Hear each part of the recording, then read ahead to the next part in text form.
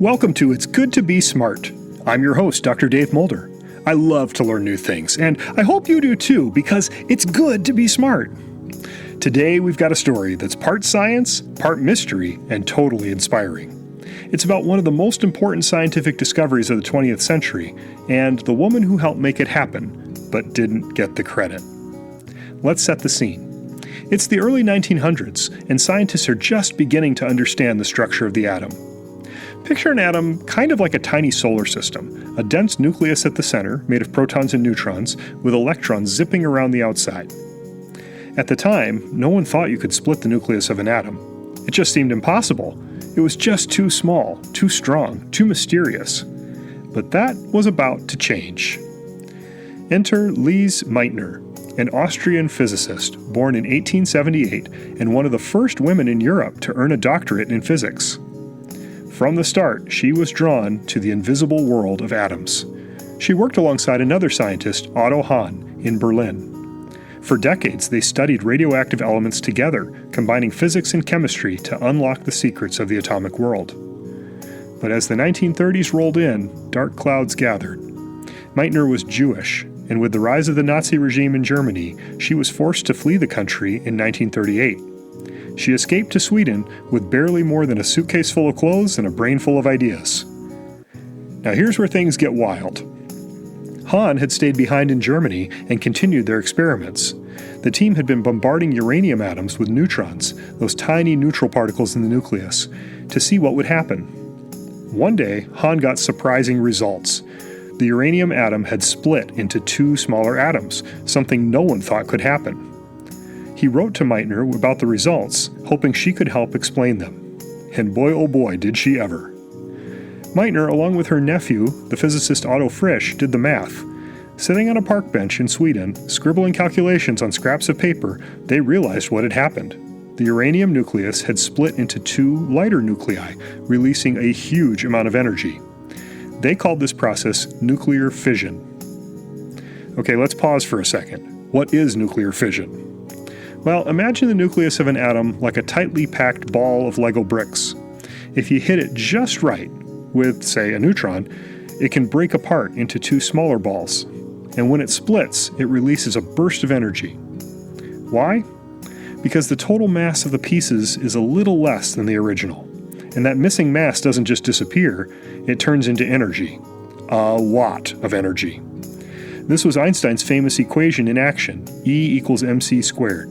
This formula means that a tiny bit of mass, that's the m in the formula, can become a gigantic amount of energy, that's the E in the formula. Think about that. Under certain conditions, a tiny bit of matter can actually become a massive amount of energy. That's nuclear fission, and Meitner and Frisch were the first to understand and explain it. So what happened next? Well, Otto Hahn published the discovery, but he didn't mention Meitner's name. Whether it was because of the war, fear of Nazi censorship, or a personal choice, we may never know. But the sad result was that Lise Meitner, who actually explained the science of fission, was left out of the spotlight. In 1944, Otto Hahn received the Nobel Prize in Chemistry for the discovery of nuclear fission, and Meitner didn't.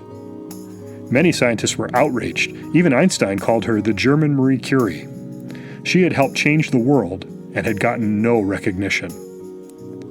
But the story doesn't end there. After World War II, the world began to see Meitner's contributions more clearly. She was honored with awards and lectureships.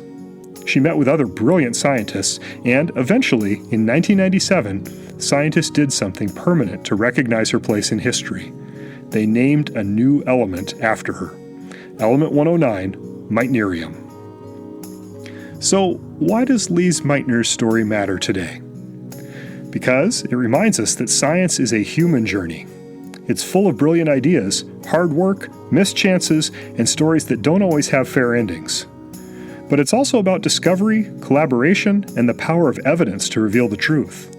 Meitner didn't stop doing science, even when she had to flee her country. She kept asking questions. She kept following the evidence. And in doing so, she helped launch a whole new era of physics. So the next time someone talks about splitting the atom, remember Lise Meitner.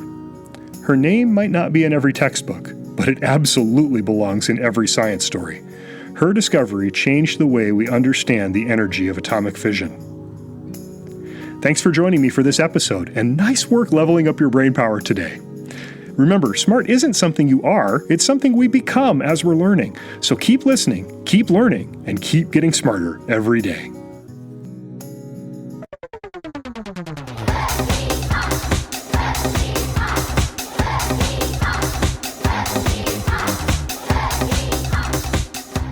It's Good to Be Smart is created and produced by me, Dr. Dave Mulder, with the support of the National Science Foundation through the Robert Noyce Teacher Scholarship Program. Subscribe to this feed so you'll never miss an episode. And check out our home on the web, goodtobesmart.com.